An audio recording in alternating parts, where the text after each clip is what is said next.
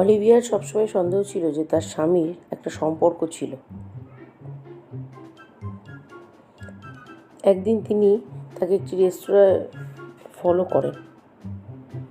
ভেতরে গিয়ে দেখতে পেলেন যে তার স্বামী একটা মেয়ের সঙ্গে বসে আছেন, কিন্তু মেয়েটির মুখ সে দেখতে পাননি। অল্প সময়ের মধ্যেই তার স্বামী রেস্তোরাঁটি ছেড়ে চলে যায় এবং তখন সে তাকে দেখে লুকিয়ে পড়ে।